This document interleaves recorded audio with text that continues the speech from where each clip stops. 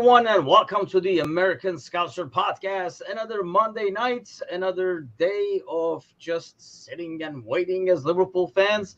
But we are back, last one before the season starts. So I can sense the excitement in the room, especially from Bickler down there. But let's go around. I'm your host, as always, Timuchin here in Chicago. And with us, as always, is the ever so excited Bickler. Bickler, what's happening?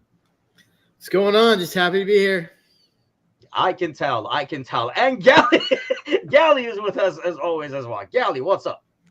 I don't know, but if that's happy to be here, then I just don't want to know what happens when he's taken hostage or something, because that's what it looks like. It looks like we are holding you hostage right now and forcing you to be on this show. You're like, just happy to be here. I just want to take him to the club and just open up his cage and let him loose in the building where he can just go around and slap everybody and tell them what the hell is going on. But let's get to that. Or you know what? Let's not get to that. Let's get to this. Let's make Bickler even more miserable. Because that's what we aim to do over here. So this is actually a two-part question over here. Liverpool season opener coming. Overall records on season openers. We've played 31 games so far. What is our records as season openers? Bickler, let's start with you on this one. Well, you don't like it because it involves too much math for me. So I have to go simple. I'll add them up. As you count them, I'll do the math. Yeah. That's good. I'll go.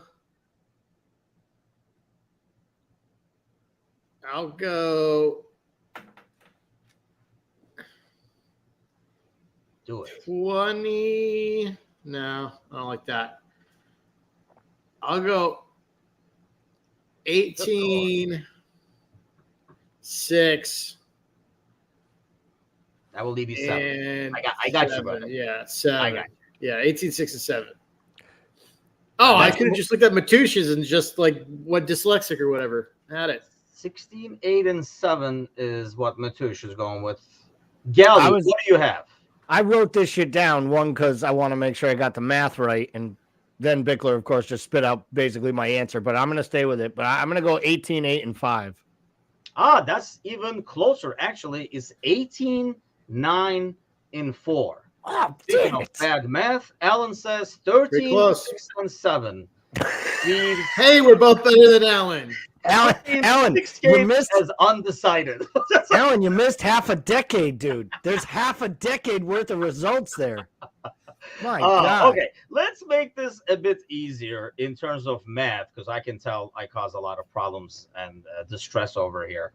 Obviously we opened last season, and this is going to kind of go with the starting 11 as well. But Gally, let's start with you. Can you name last year's starting 11 against Fulham, and how many players do you expect to see in the Sunday starting 11? So let's start from the back line. It was definitely, obviously, Allison, Trent, Robertson, and Van Dijk. Honestly, I can't remember if it was Konate or Matip. I think it was Konate, but knowing him, he might have been hurt. So did I get the back 5 right? Nope. Matip for Konate. Matip for Konate. Bickler, let's come to you for midfield. Shoot for midfield. Who was our starting trio in midfield? How many of those guys are going to be here this season? 9. Was it Fabinho, Henderson, Thiago? Bingo. That was the trio. And up top is easy. Gally, finish it up top. It was Diaz, Nunez, and Mo? Or was it Diaz, Jota, and Mo? I can't remember. I was traveling on a plane. It was Bobby. Bobby in the middle. Oh, Bobby started game 1? Mo and Diaz. When Bobby was still Bobby. Alan says that's why he always hated math. Yes, we can kind of tell from that last answer. My favorite is that it's plural. He made maths plural. So that's a Brit thing, man. Out of this lineup, not my fault. How many of these guys do we expect to see the first week? Out of the back 5, we're probably getting 4, right? We're thinking Konate instead. Up front, is probably like the biggest question there. Do we get two? You're saying Diaz and Mo starting. Do you agree, Bickler? Do we get two of those guys? Yeah, but that's so harsh on Jota right now. I agree. Well, you can still put Jota in there. It's just Diaz and Mo. You can put Jota. Oh yeah, of course. Yeah, obviously with no Bobby. Yeah, sorry. I was obviously, we're comparing. those guys are going to be there. So we're looking at basically 3, 4, 5, 6 guys in the starting 11 from last year's starting 11. In some ways, is that a good turnaround of a refreshing the squad, Gally? Well, I mean, I think it was what we expected. I think the problem is two of them were forced and not exactly players that were pushed out of our starting 11. They kind of pushed themselves out of the club. And I think that's the real problem. The problem is Henderson and Fab not being replaced early enough to be ready to be replaced in a starting lineup on the first day. And especially on the road at a place like Stamford Bridge. I hate the idea of 3 guys starting in midfield that have never played together in a competitive match. And that's the scary part. And I think, so going back to this, that brings us to the midfield, which brings us to the Slavia ordeal, right? We're made another bids, and then they're kind of like open up the same file, changing a couple of numbers so we can do another bid, so we can save that file and send it. But Bickler, I understand. Now, we talked about this before, right? Like, we felt the price tag is high, but at the same time, it is what it is. And the part that kind of frustrates me, I guess, is if you go to Southampton and you're like, hey, we want Lavia. They're like, we want 50. You're like, I get the hell out of here. We were thinking 20 or 30, and you go somewhere else. I just get frustrated with we only evaluate him to be about 44, 45, but not 50. And I know there's a lot with the payment structure and everything like that, but still comes down to the total money at the end of the day, I think. And it's embarrassing for all sides involved over here that we can't either finish it or move on. And it's been I think there's probably a couple things here. Definitely the structure of how this is going down, right? How much of this is upfront money? How much are we doing installments here like we like to do? Like, I'm sure there's a lot of moving parts here. I think the frustrating thing for everybody, obviously, is how long this has taken. And to, like, our original point, like, it just is a really, really bad look for the club in general because it makes it look like it makes us look like we don't know what we're doing because it makes us look like we didn't do the discovery work on the front end to find out exactly where like Southampton wanted to be on this and how serious they were about it. The fact of the matter is that Southampton doesn't want to sell the player. They evaluate him. This 50 million number keeps coming up, and we're finding out today that it's likely much larger than 50 million. Yeah.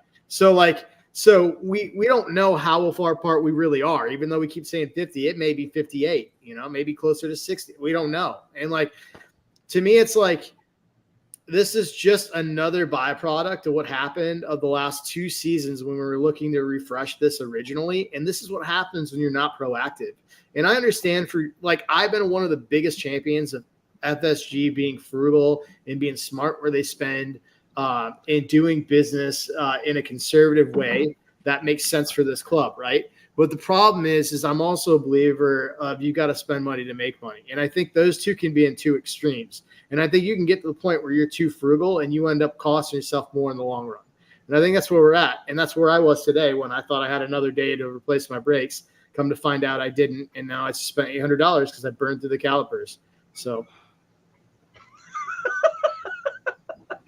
great side story with the brakes installed in there. Little metaphor for you. Little analogy. Valuation matters to us alone. If he's not worth 50, why not look for other cheaper and capable alternatives? And I think not only I agree with that. I mean, if we walked up and they're like, hey, this is what we're wanting, the price is only going to keep going up. And now the problem is, Gally, if you say, you know what, we're out of here then and go somewhere else, well, the price is already high there now because they know we're getting more and more desperate as each day passes and we're approaching the season without a defensive midfield. I agree with that. I also think that's part of the problem here is we were trying to negotiate for Lavia at our price tags when we still had Fabinho under contract. And then all of a sudden the reports come out that there's this deal too good to be true and we're not going to turn it down. And immediately Southampton dug in. And it was the same way Southampton stuck around hoping that maybe the Rice deal would drag on further and Arsenal might come in or Caicedo wouldn't happen and Chelsea might come in because they're looking for a bidding war. And I've been saying this like in our group chats, on Facebook, and arguments with people, or basically probably screaming at the moon. Kelly's probably listening to it as I talk to myself in the middle of the night. They don't want to sell the player, people. Like, Southampton hasn't sold a single senior player from their roster that got relegated. Will they probably sell a couple? Yes. But they believe that they are a one season in the championship and coming right back up. And they looked pretty good the other day on Sunday in their first match, or Saturday, whenever it was, Friday. They looked like a side that had a Premier League roster. And their best player, arguably, wasn't on the pitch. And we all were like, oh, great, he's not in the lineup. That means he's getting transferred to Liverpool. He wasn't in the lineup because they wanted to make sure people knew. They weren't afraid to get him hurt, but they also weren't going to acquiesce to this player and just give him what he wanted. So he didn't get the day off in street clothes, and they didn't give him a second on the pitch or any of those appearance bonuses or anything that those players like, right? If this player wants to move this summer, he's probably going to have to push his way out. And I have raised my hand on here before and said, I never liked the look of an 18 or 19-year-old kid forcing his way out of a club when he has a 5-year contract and he just showed up last year. I don't think he's coming, as much as I really believe he's the player we need. At the same time, though, we've kind of done what was Danson Hendo, right? Like, we kind of turned his head Bickler where he wants to come over. I mean, obviously, given the options, go to Liverpool or, playing the championship with Southampton, you can't blame him. But I think he realizes the opportunity. I think the opportunity has become 10 times better now with no Fab or Hendo. He knows if he performs and learns the system, the spot is his. He's not going to be an understudy, because knowing Klopp, he would have been Fabinho's understudy regardless of how good he was and stuff like that. Is turning his head going to be enough for Southampton to cave in? I mean, no, that happens all the time, right? I mean, I feel like players. I mean, look at what's happening with Caicedo at Brighton. You know what I mean? Like, I mean, there's definitely an opportunity for him to go make a big money move. I mean, I know that he's interested. People on his side say he's interested, but I think we talk about how players seem to have the power to wind these contracts down and walk for free. I think this is the one sort of evening of the playing field for the clubs where they can just basically say, you know what, this is the one situation where we have leverage. And like, if I'm Southampton, is it in our best interest to sell our best young player?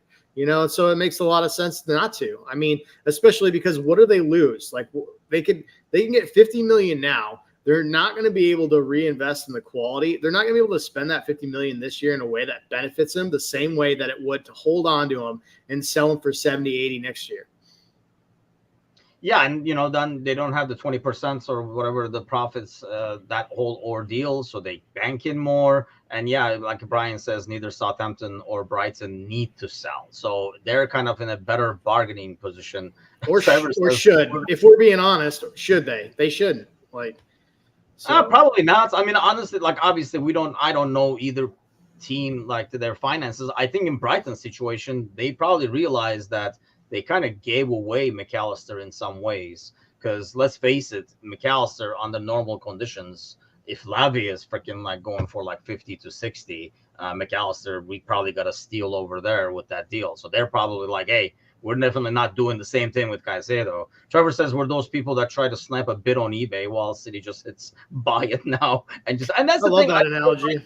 If that's the freaking person that you wanted, then just go and get it. If not, just move on. This is dragging more and more and more. And I think it's almost like making it tougher for the kids if we do go get it across the line and bring him over too, in terms of the pressure situation he's going to walk into and the timing situation he's going to walk into. It's just not good for anybody. But Gally, you basically said you don't think it's happening, correct? I don't, and I just feel like there's not a release clause. If there was a $50 million release clause, we'd probably offer 55 and negotiate to make payments, but there's not a release clause, so it's just a straight negotiation. You made a comment about McAllister. That was a steal because it was language in his contract that a non-Champions League club could get him for 35 million, which is just asinine. And then in Szoboszlai's case, it was, we actually did what we never do. We deposited the whole damn amount in Leipzig's bank account, and we signed a player they didn't want to get rid of. And once again, it probably means we spent everything we had. And this That's is where how bad we crux, wanted to loan Carvalho. Yeah, that's the crux of the matter of where we are right now, right? And we really don't have a leg to stand on right now. So we need clubs that need to sell, that want money for 4 or 5 years. And they're not as easy to find, and they sure as hell don't exist in England. So, Bickler, so your gut feeling on the Lavia happening, not happening? I don't know. The longer this happens, the less of a chance of it happening, in my opinion. I still have a feeling that this is going to happen. I hope to God it's going to happen because, like I say, the time is running out. And, yeah, now you have to – I guess, like, the biggest thing is, so this has to go in larger percentage. There are a lot of, like, hands that are, like, probably guilty. But our sporting director, am I the only one who's kind of shocked that this dude who, when he first got hired, one of the things we said was what he can bring to the table is probably some young talents from like the Bundesliga or somewhere else in Europe and like, you know, like Netherlands or something like that, bring young talent for 10 to 15 million. That's going to be, you know, flourish and become like a great player. Are you shocked, Gally, that's really, there has been none of that? Like there has been no, how about this guy? And I realize we have another like 3 weeks and stuff, but usually if you did a signing like that, I would think it would be earlier in the window than last minute in the window. So I'm not that surprised because the guy's basically been the sporting director at clubs the equivalent of Bournemouth and Southampton. He's never been at a club of this size buying to this level of player. And I think we're seeing it. We got linked with a bunch of players and then we like price them out. I mean, the Van de Veen kid is going to Tottenham for 50 million. And when we were linked with him, he was a 15 to 20 million project buy. And all of a sudden he gets linked to us. He gets linked to a couple other clubs and he goes for much, much higher. And for all accounts, the sporting director had no real interest in him and he had brought him to that club. So I listen, I think it's pronounced Saidu is in the chat like usual, you know, absolutely banging on FSG and supporting Klopp. And I understand it's the easiest thing to do. And Paul's right. I've defended him too. And it's time that they pay a little bit of the piper for not putting money up and maybe floating stories that don't happen. But they hired Klopp's buddy because they hired the guy Michael Edwards wanted to take over for him, his understudy. And Klopp basically told him, you sit in the corner and shut the bleep up, kid. And they couldn't work together. So the you know, I understand it's easy to say it's all Klopp, you know, all FSG's fault, and this is on Klopp. Klopp is the reason they brought this guy in because the last guy they had who had been inside the organization for a decade lasted 9 months and resigned without another job. And he was the sporting director of Liverpool Football Club, and he walked away. That probably lets you know it was an untenable working relationship. And I think there's more rot at that club than we actually acknowledge than just Edwards looking for a new plan. And I think Klopp needs to own a little bit of that. So I'm not surprised this guy's not making big moves. I don't know he's a big-time sporting director. But that's not what I'm saying. I mean, that's exactly my point. You don't expect him to make big moves, but you kind of expect him to make small moves. Right. I mean, my expectation for him was to bring some players from the Bundesliga that were maybe not sought after. I guess these names like Thuram and Kone and stuff, did we not do it quietly enough, Bickler, that these guys' values suddenly skyrocketed instead of getting this deal across the line? Because I agree, he was not built for these larger deals, but he was built for, and like I say, when he got hired, my expectation was, we're not going to go for big names, but we're going to find some gems. This guy is going to bring some gems that maybe not a lot of bigger clubs are going to be familiar with.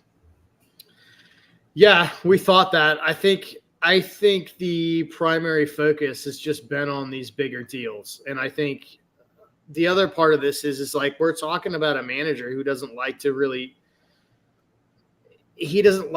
sign new players that often. Like we've seen him pass up these deals in the past. We've seen him pass on players that we had no business passing on last summer and then being interested in them at twice the price this summer.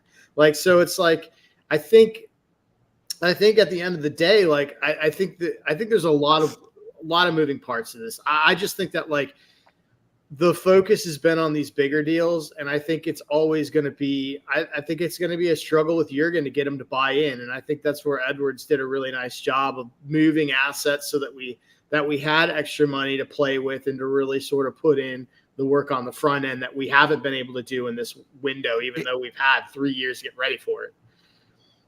I mean, Silas says, Liverpool wants to rebuild the team, so no room for small moves. You cannot, this is not, City, PSG, you cannot just build it with large moves all the time. Robertson is a small move, but I think we can agree that it was like a golden move. So I think that's kind of like, I expected more of those deals, I guess. And this could be because of our history. Now nobody lets us be the smartest guy in the room. Or, like I say, like this guy maybe was not able to handle it as quietly as we would like to. So like you're saying, Gally, anytime somebody's name popped up, the guy's value suddenly went up by 20 million. So we were like, whoa. I mean, we were interested in him for 25, not for 50 kind of a thing. And we kind of like backed out, assuming all these rumors were true that we were interested in these players and stuff, of course. But that's another ordeal. I mean, it's very easy for managers to kind of like spread out these words that, I mean, let's face it, if you want to increase the value of your guy, using Liverpool was probably a good way to go about it for the last couple of seasons, because we were able to get these steals. So you find the cheap guy, get his name out, his price doubles because they're like, wait, Liverpool's looking at him. There must be something we're missing over here. And then suddenly guy's value goes up by 20 million. But I mean, let's just hope something comes across the line. I mean, a bit better signs today, not by design, but McAllister starts at that position. So let's go to the game today. I don't know how much of it you guys were able to watch. I watched through the whole thing. Anything that sticks out to you, Gally, from the game? I mean, I think the first part, I was a little shocked when I saw the starting 11 only with, starting basically 4 up top and or, using Gakpo in the midfield. Seems a bit of a stretch for me. I understand Klopp loves his position, the positional options he has, and he feels like he can play Gakpo everywhere. I think you mentioned might be a little bit too loose on the defense if you have him and Szoboszlai in a midfield together at the same time. So I think I'd prefer to see Jones there and Gakpo starting up top. But for me, it's really the form of Mo. Mo's been really, really quietly one of the best players in the entire preseason. 7 assists, a goal. He got his goal today, so he got off the snide. But 7 assists, and he looks like he's creating new partnerships with all of the players in the front three. So I'm really excited to see where it goes with Mo. And I only saw extended highlights. And I should say I only saw what I would consider non-highlights from the right side of the defense. I'm sure you will go into it, but the right side of the defense, once again, looks like there still needs a lot of work. And that's a scary thing heading into the first match of the season less than a week away. Yes, it was pretty horrific. And it wasn't horrific during times where we lost the ball because, so like now the right-hand side, people who are sticking up for Trent's defending all this time are like, well, his position is supposed to push up and stuff. The shit happens when he's back there, and that's the problem. Like, it wasn't like, oh, he was the inverted fullback, we turned the ball over, so the ball went behind him. No, like the first ball is between him and Konate, letting the guy run through. I mean, Klopp says the situation is clear, the diagonal protection is not there. We cannot avoid each pass in behind our line. We just have to make sure that we are then in better positions. I thought the press up front, Szoboszlai is a great presser. I mean, obviously Gakpo. Defensively, maybe they're not there. So there is going to be some issues there, Bickler, when you play these guys. Maybe, in Szoboszlai's situation, he's not used to the system yet. Gakpo's situation, that's not really a spot he's played a lot in. So there's going to be some gaps. You could see Szoboszlai arriving a little late on the pass, on the press and stuff like that at times. It's crucial that back line takes position properly, and it's happening over and over and over again. How the hell do we fix that right-hand side? Because, like I say, it's not the system. It's more of the positioning of Trent. Yeah, I think there's a couple things there. I mean, we've talked about the inability to close down the delivery on the left channel. It starts with that, right? And I think the other thing is if you look at what's happening consistently, I mean, I think we put it on Trent a lot, but I also think that problem's exacerbated by the fact that Konate's starting position on this like particular play where they scored was absolutely horrid. If you look at it, he's inside the left half mark of the entire field. So he's like at the midway point, like he's nowhere near like where he's supposed to be. And that creates that huge gap on the other side where it's just Trent. And I think, I don't know if Konate is doing that because, you know, Verge isn't what he used to, and he's concerned about Verge getting beat in that spot. I don't know why he's doing it, but he's consistently getting sucked into the near side and not really keeping his space. Like there's just no spatial awareness. He's not on that. He's not consistently drifting onto that near post, and then we're just getting torched on that backside. And I don't know. I mean, outside of just changing that and like being able to close down that left channel, I don't know what the answer is. I mean, we've been seeing that we're going on 2 years of this. Like, this is not something that we've just like a blip in form where we're having trouble with it. This has been a solid 2 years of having this exact same thing happen. And I don't know. It's definitely a starting position on a center back. It's also about a full back that can't particularly close down. And then it's on the other side, just not being able to get the ball stopped before it's delivered. So I mean, you got really 3 layers of it, and we just need freaking at least one of them to start happening. And like Klopp says, I mean, you're not going to prevent every ball, especially when you're pressing like that. They are going to go through, and that's why, you know, you're going to need Ali to make that save. You're going to need the defense to cut those passes through.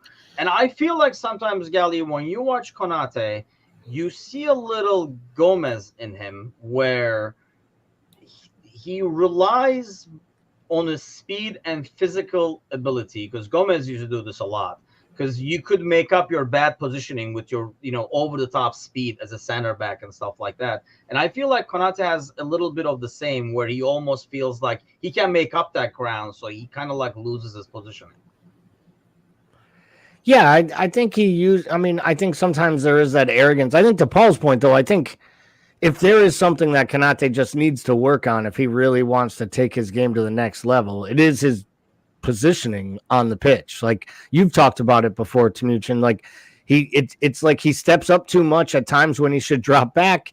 He leaves space in front of him at times when Trent goes forward and creates areas for like midfielders to run into. And I don't want to give him an excuse that he's, you know, covering for Virgil. But I think he has to have a little bit right now that he doesn't know which person he's supposed to make up for who's out of form. Because honestly, you have the guy on his left isn't as in form as he usually is. And I feel like everyone on the pitch is constantly trying to both look out for Trent and then make excuses for Trent when he makes mistakes. And at times, I think it becomes like almost, you know, it's almost a deterrent. As good as Trent is, like if he's going to make all 3 people in his close quadrant triangle play worse because they're worried about covering for him, then they can't do their jobs in the system. And I think when we were flying at our highest, Trent was still not a great right back, but you didn't worry every time the ball ended up on that side of the pitch. And at this point, you know, when he's asked to defend, it almost is a guarantee the ball's getting crossed into the box. And I think a lot of it is down to Konate, his positioning, and, you know, I just think he needs to mature. And maybe that comes with not getting injured so much and getting a better run of matches and a bigger run of form, a run of games in.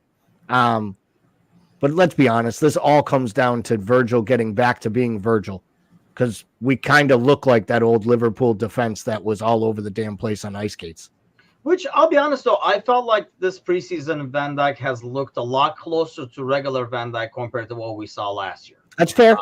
He's never going to be, you know, like 4 years younger. But I feel like he has, you know, when Victor was earlier talking about, you know, Konate worrying about Van Dijk, I don't think we're there. I feel like actually Van Dijk has done a good job of covering some of Robertson's failures defensively as well.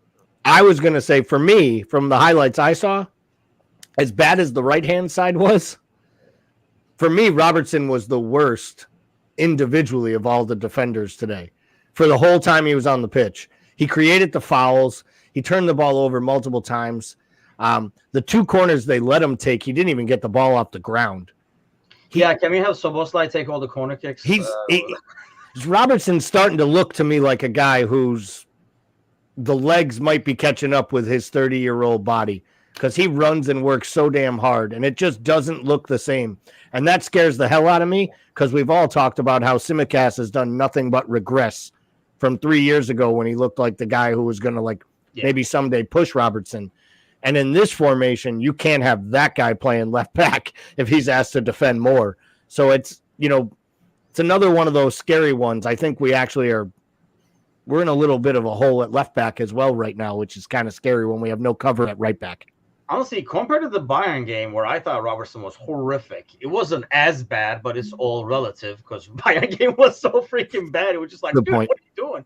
But is that partially because, Bickler, the midfield is not settled in yet? Because you did not see Robertson make as many forward runs overlapping Diaz today, even though Diaz kept cutting in. You just did not see Robertson making that line because the rest of that midfield is not settled in yet. Maybe if you had the regular guy who normally plays there, even if it is Jones there, which is what I want to get to as we approach the Chelsea game over here.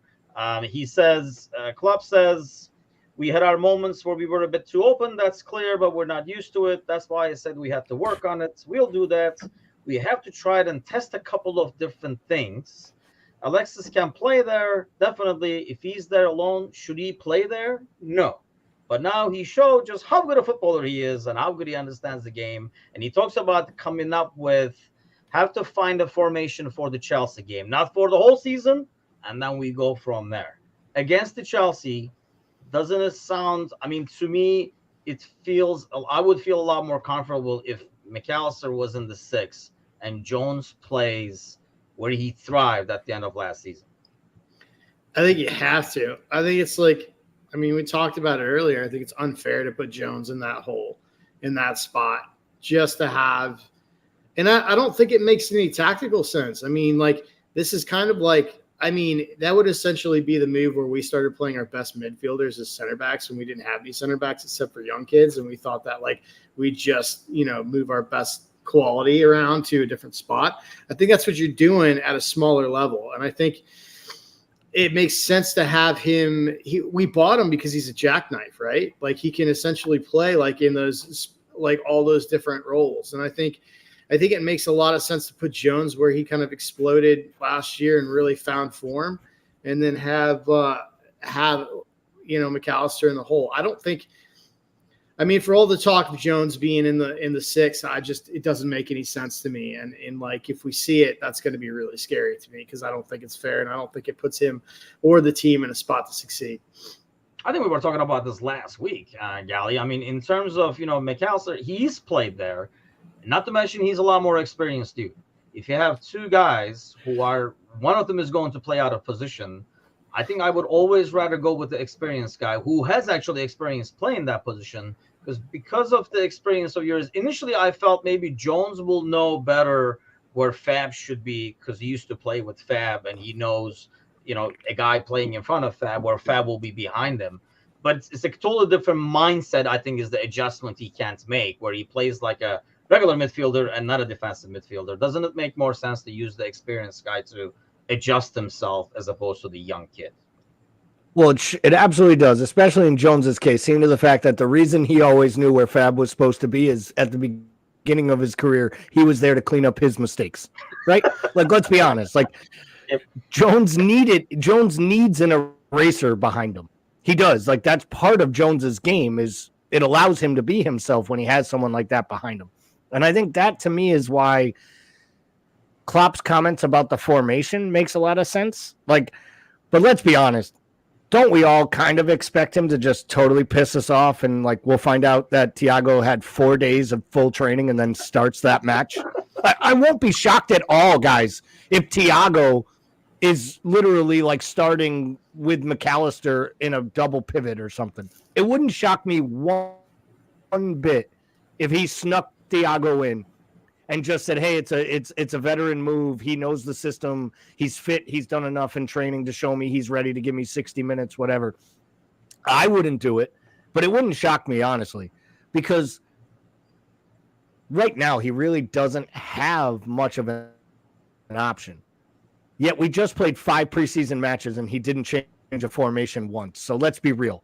He's not changing the formation, even if he tells us he's going to. We're going to play a 4-3-3, period. Yeah, we're gonna do a 4-3-3. I think when he means changes, he means changes within 4-3-3. Like we'll make slight tweaks, but the main formation, the numbers don't change. We'll just make if you squint hard enough, it's a 4-2-3-1, and sometimes right. When they come over, when they walk over at the end of the half, you'll see at least four players above the center circle.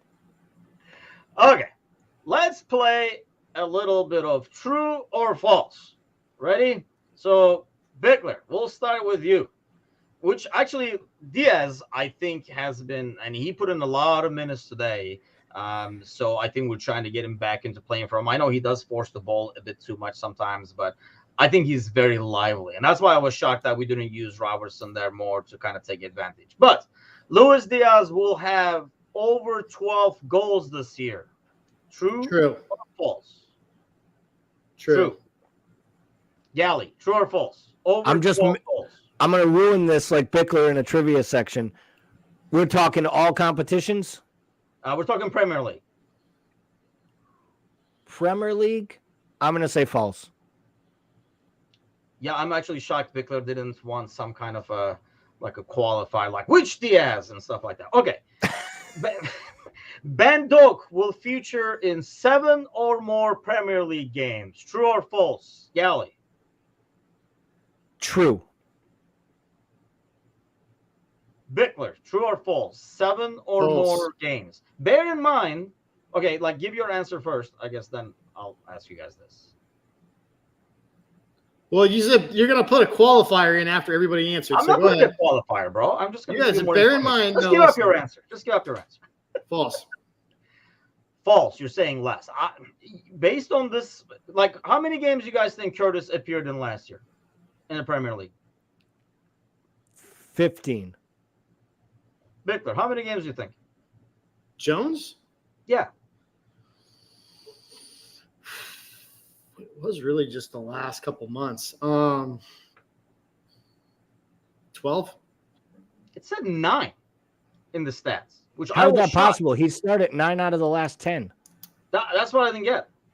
But it said 22-23 season. That's what his stats showed. That's why I figured like Van Dog would get. I'll have our research department research it further. But when I looked at the stats earlier, because when I was looking at Dog, and I was like, well, how many games did Jones play? Yeah, pull that up, research department over there online doing it right as we speak. But Van Dog, so 7. You're saying less games, huh? He looked really good today as well. I think. Is he going to be the long-term deputy, you think, Gally? You feel confident as Ben Doak being I do. If you had put that at 15 total appearances or 20 total appearances in all comps, I probably would have definitely said over true. The reason I think the 7 is legit is I do believe that Jurgen Klopp falls in love with these young players. And there are certain players every year that he elevates quickly, and I think he is elevating this young man very quickly. And I think his skill set is showing that he can be a 5 to 10 minute substitute at times for Mo. And then there's the month and a half with while Mo's gone at AFCON. Then there's the ramp up before and after it. I'm definitely going to say I think he does more than 7 appearances, but I also think it's because I think Klopp's going to reward him. I think a lot of these will be late game substitutions, but I do believe he'll get over 7 appearances in the Premier League. I could be totally wrong. Matthias says 18 with 12 starts. Well, actually, it's a lot of that's going to have to do with whether he actually broke up with Harvey Elliott or not.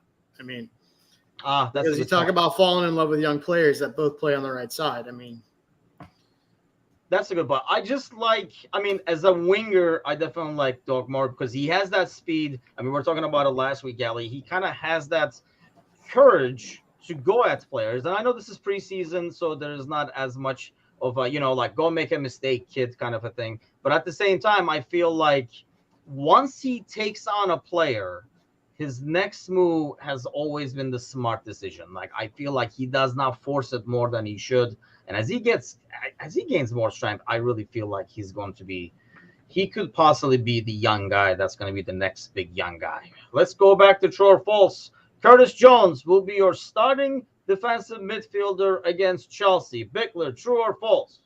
False. False. Who are you having, McAllister? Yes. Okay. Galley.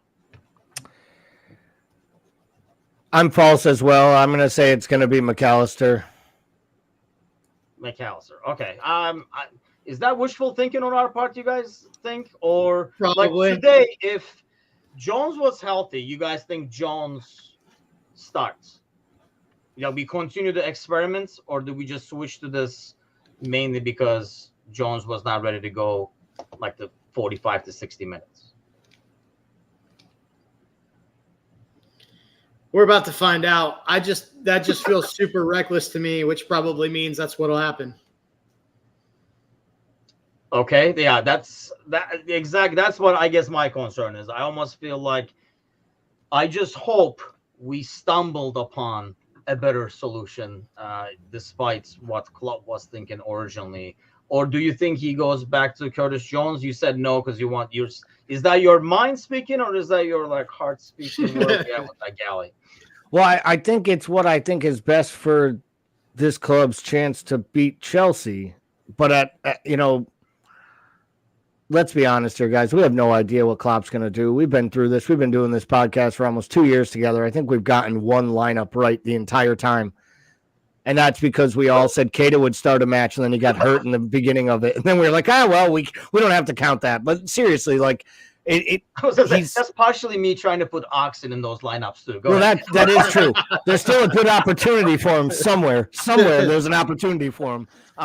Somebody, please, anyone. Wrexham's going to sign him before you know it. No, I think if Jurgen Klopp starts Curtis Jones at the 6 at Stamford Bridge, there better be some real tactical shit up his sleeve to make that work. No, because what you saw in the Bayern match, and Chelsea is a much lower level than Bayern, right? But what you saw is the kid couldn't handle it, and he got outrun by players who were at his level or better, right? Yeah. The Chelsea players they may not be great, but Pochettino's going to get them organized, and they're probably going to try to hit us on the counter, which the last thing you want to do is set up a Chelsea team with speed all over the pitch and young players all over the pitch and have Curtis Jones be the one trying to chase those runners through the midfield and follow runners tracking into the box. That just scares me. And I could just see them running. I could see it getting real ugly come next Sunday if Curtis Jones is at the 6, honestly. And that's another thing. Now in preseason, most teams play how they're going to play. They're working on certain things, as opposed to once the season starts, the teams are trying to win.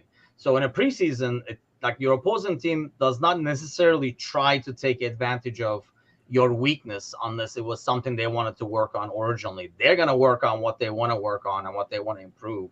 Whereas when the season starts, whatever your weaknesses are, that's what's being planned against. So we're going to be doing this a lot. True or false? This is a better graphic than the other one. Bickler. True. Galley, true or false? This is a better graphic than the other one. Oh, true. Okay. Next, true or false time. We're sticking with this image. Since you guys, or maybe just for spite, you guys, I might go back to the other one. But true Fact. or false? Arteta is so freaking annoying, it made you root for City at the end of the game during penalty kicks. Galley. To be totally honest, get my face off that screen that way. Yeah, Thank you. I zoomed it. That is way too much. That makes me think we should just start yelling at each other, and someone should be hitting horns and buzzers and shit like we're on ESPN, one of them terrible shows. Victor already has an inner ear infection, so he has his last thing he needed. I'm just barely hanging on over here. The room's been spinning for 30 minutes already. Right. And the last thing he needed was me that close yelling in his ear. I think I forgot what the question was. Oh, Arteta. Yes, it's absolutely true. And I'm going to say this very clearly. And I think you guys knew this from my pods last year, from my predictions, and from me basically doing victories relapse as Arsenal bottled it because I said they would for 3 months and then they did it. I honestly believe that Arteta might be the most detestable person in all of the Premier League. I'm serious. There isn't a manager. Is gone. There is, yeah, exactly. Sean Dyche, man. No, I honestly think he's worse. At least Sean Dyche is just a prick. This guy actually wants you to think he is this good guy, wants you to think he's this player's manager, and he's a tactical magician. Listen, he's doing a good job, but he is terrible to officials. And I thought the fact that they gave him the yellow card in stoppage time in the first half was brilliant. And to be in all honesty, the Premier League today said he should have been sent off because the fourth official said he was swearing in his face to the match official. And that's supposed to be an automatic sending off this season under the new rules.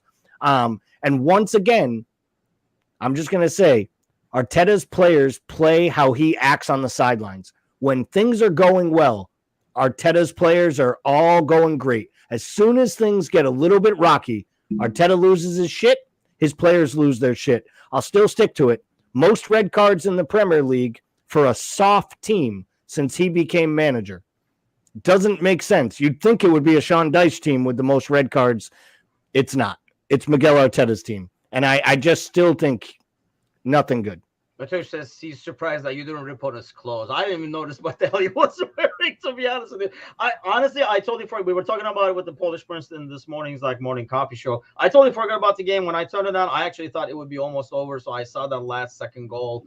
But then I saw Arteta celebrating and stuff like that, and literally made me root for Pep and City during the penalty kicks, which is probably why they lost. But what was your true or false on that one? Is Arteta so annoying that it made you root for City in the penalty kicks? True or false, Pickler? Well, that's true, but I think that more has to do with just the massive respect that I have for Pep and the way that he manages. But I think the other thing that's really scary about everything that Gally said is that I agree with it, and you could also say the same thing for Jurgen Klopp in our last year.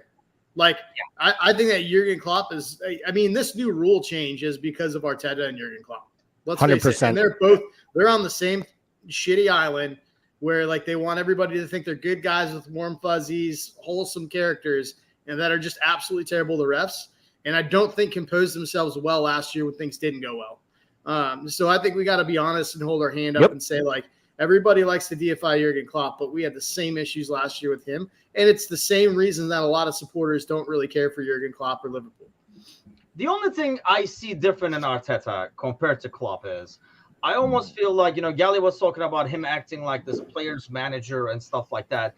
I just see a lot of fakeness through that. You work with some managers who act like they care about people and they actually do not give up. I really honestly get a sense from Klopp that obviously it's business at the end of the day, but he has a more genuine interest in the players than Arteta. Arteta looks like that dude that would just, if he had to kill Martinelli literally behind the training grounds to get the title, he would just. That's maybe why Arsenal sells players that they need to sell and we don't. Well, maybe that. Well, there you go. There you go. But honestly, no, I just feel like at a personal level, I feel like Klopp really connects with players a lot better. I think you're right, and I don't think there's a big surprise there, but I think to Paul's point, and I know I said it last year and I got crushed at times, right? I said if Jurgen Klopp is your manager, you love him and you hug him. If he's managing the opposing team, nobody likes him. We all act like we can sit here and talk about all the good things Pep does and how Pep makes great players world class and good players really good, right? That's what he does. He makes every player that he coaches basically better, or he quickly realizes it and he just profits off them and he jettisons them before they can kind of ruin his record. I feel what we don't do is we never talk about Pep, the man manager, Pep, the good, getting along with the guys, because it doesn't matter to Pep. He's just maniacal. And I think with Klopp, it comes down to the fact that if he's not your club's manager, you really don't like the guy. He might be jovial, have a big smile. You might think he gives a good press conference. And you might say, I wish that guy was my manager because it seems like his players play hard for him and they win. But nobody is saying oh, that Liverpool team, I root for them because Jurgen Klopp is this punchy underdog, and I really want them to win. And I genuinely think at times that's because of the attitude that he puts out there. And it's the part that Paul mentioned. It's the part that it comes across as so fake when he's doing the big hugs and all the smiles, when you're literally celebrating a goal scored in a fourth official's face as if you were playing against them. We were not playing against the fourth official. He just happened to give him a card for doing something poor on the sideline. We score a game-winning goal, and he ran in his face and was literally saying, how do you fucking like that? To an official. That doesn't have anything to do with hugging players. That's like totally different. No, that has everything to do with why a neutral would have zero interest in rooting for him. Like it makes the hugging players look fake. I don't understand the correlation, I guess. I think that when you put yourself out there as the normal one, like he tried to do during his press conference at Liverpool, he puts himself out there as the laughing, lucky, easygoing guy. And then you're disrespecting. He's disrespected other managers, opponents. He's gotten in arguments with other teams' players. All the things we would go crazy at if someone did to our players. Yeah, but you would do that for any opposing. I mean, Brian is saying really goes for any opposing manager. I think you would. I mean, I don't care about his going. I mean, you do want that fire in your manager as well. I mean, Pep has the same thing. I mean, Pep does the same thing on the sidelines. You want that fire in your manager. I actually like the fact that you can be this person. I mean, I kind of like what he says. I agree, align with a lot of like how he views life and stuff like that in general, like aside from soccer. And I respect that stuff a lot. But I also can, I guess, connect of how to lose your shit and just be a totally different person in a competitive atmosphere. I can understand that. I don't think it makes the other stuff that he does like fake or not genuine. He's just like a total different, like more of a fire and competitive spirit there. Where are you at with this, Bickler? World still spinning for you there? No, I think Jurgen Klopp is very good at just manipulating his own image, to be quite honest. I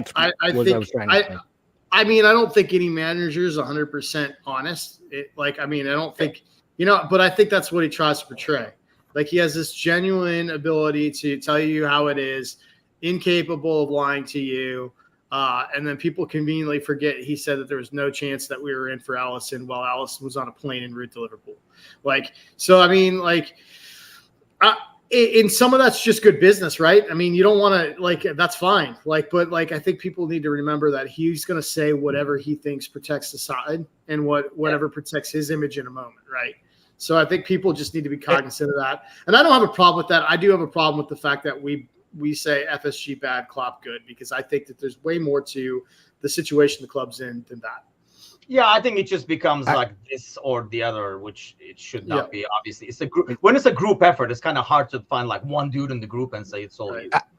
I think where I was coming from, Timuchin, just to clarify the point was that if we're going to rip on and say that we would go so far as to literally root for City to win a match in penalties because of the way Arteta was celebrating his team tying a match that is for a fake trophy in the 95th minute, then you probably also rip your manager for celebrating in front of a match official when his team scores a goal. And I think that's the thing, though. Like, I'm sure Arsenal managers, and it wasn't like the way he celebrated, the way he just carries himself afterwards and stuff before the penalty kicks and everything, too. I just can't stand his Lego head and how he carries himself. I think those are like two totally separate things. I can see why a lot of other fans would not like Klopp. Same thing with Mourinho. I kind of find him quirky and funny some ways, and I know like a lot of people hate him. Because he's an easy guy to hate as well. He's one of those guys that you probably like if he's your manager, but can definitely dislike it when he's not yours. I mean, that's, I think, natural.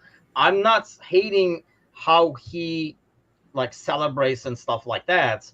I'm more about like how he carries himself and how he presents himself. And like I say, I hate Sean Douche with a passion too. Doesn't make him a bad manager. And I'm sure a lot of people, we talked to a Burnley guy over here on the podcast who was like, they obviously love him. Obviously the end didn't turn out well and stuff like that. So I can understand how your own team can like a person but not the other way around. I don't think. But my concept was when you said it makes the other stuff look off. I kind of see somebody on the field totally separate than somebody when the game is not going out, because those are two different humans. Maybe because I'm totally two different split personality. when the whistle blows and the whistle blows again, maybe I can relate to it more.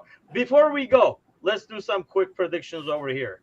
Top 4. I know we're doing in a Discord channel. If you're not on our Discord channel, I don't know what the heck you're doing. You should hop on there, and so you can throw your predictions in there as well. We used to do it in LFC America, but now anybody who's really into it is on Discord. You should hop on Discord if you really want to add in your predictions. Top 4 will do, and the relegations will do real quick. Gally, we'll start with you. Your top 4. City, Arsenal, Liverpool, United. And it pained me to put Arsenal ahead of Liverpool, but I'm going to do it. Yeah, that's a legit brain prediction. See, I can't do that. Full respect to that. I can't do that. Bickler, what do you have? Talking about nothing but brains. Bickler, what is your prediction? City, Arsenal, United, Brighton. So he changed it. He jumped off of what he put in Discord. I love Paul. I did because you know what? I looked at that Newcastle window. I don't really like what they did in the window. I think they got a ton of added fixtures. And I just didn't – I looked at that window and looked at what Brighton did, and I changed it. Fair. See, I got to go with the Hearts. I not realistically, no, but I just, it's an omen. I don't want to pick against Liverpool. So I'll put Liverpool, City, Arsenal, and I was going to put Chelsea as 4th. Ooh. And I really think we're playing Chelsea at the best time possible, man. We got to get 3 points because by week 10, that's going to be a really, really tough and tricky fixture to play, especially at Stamford Bridge. I think it's huge if we get 3 points out of this because I'm a fan of Pochettino, except when he celebrates. No, I'm just kidding. But I think he will turn that team around and make the right moves that's needed over there. Who is going down? Gally. Luton, Sheffield, and you know it, people. I'm sending you back. Goodbye, Bournemouth. Good shouts. I agree, actually. That's my trio as well. I considered Sheffield once, but I think they will make it through. Bickler, who's going now? I got Wolves, Luton, and Sheffield United. I saw Wolves as a popular pick for a lot of people, actually. And I can see that. I just feel like they have a bit more cohesion that might be against, I just don't see how, I'm on the same page with Gally there. The Bournemouth thing is kind of hard to find a scenario where they hang in there this year. I was shocked they made it last year. I mean, they looked dead in the water. And honestly, if it wasn't for how poor Southampton, Leicester, and Leeds played down the stretch, it's almost like they gave them an opportunity to stay up. And then they go and fire Gary O'Neill. None of it seems like it makes sense to me. So for me, and they've done nothing either. They've purchased no players. So I feel like Bournemouth's in real trouble. And I hate to say it, Luton has a chance to literally break Derby's record for least points. They could literally go this whole season and win 5 games tops. They haven't made a purchase, and they were arguably I know they finished 3rd, but they were really the 6th or 7th best team in the championship last year. Yeah. So for me, I think Luton is with a stone, just sinks to the bottom and never gets off it.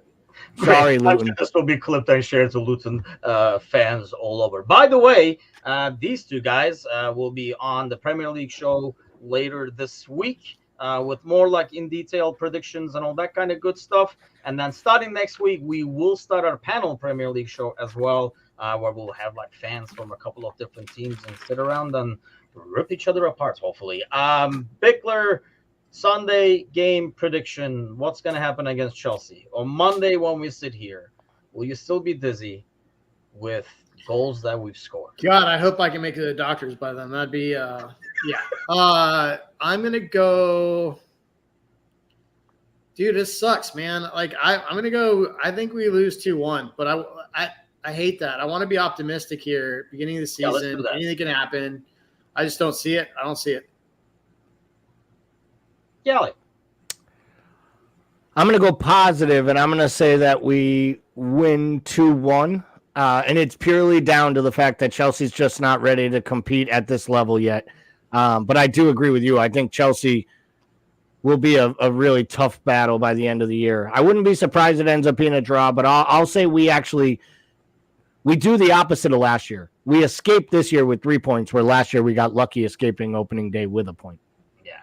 A lot of like draw predictions are 2-2. I'm actually going with a 3-2 painful to watch win for Liverpool. I know we're used to the 0-0s, but Trevor says 3-2, and both the goals we let him will be stinkers. And yeah, that's very possible. I feel like both teams I don't think are able to keep a clean sheet in this game, and I think both teams' strength is attacking more than defending. So I go with the 3-2 win. But the good thing is the season is freaking here, so we can talk some actual games. And then maybe by next Monday, we'll be talking more Lavia stuff. By then, our 18th bid might be in. So we'll see what the details are on that. 18th bid will be up to 49.5 on bid number 18. And by then, they'll be asking for 62.50. Yep, and a couple of pies to go with the sweets in the deal. You never know. But the season is here, everybody. Have a great week. We'll see you guys next Monday to talk about this 3-2 win I predicted.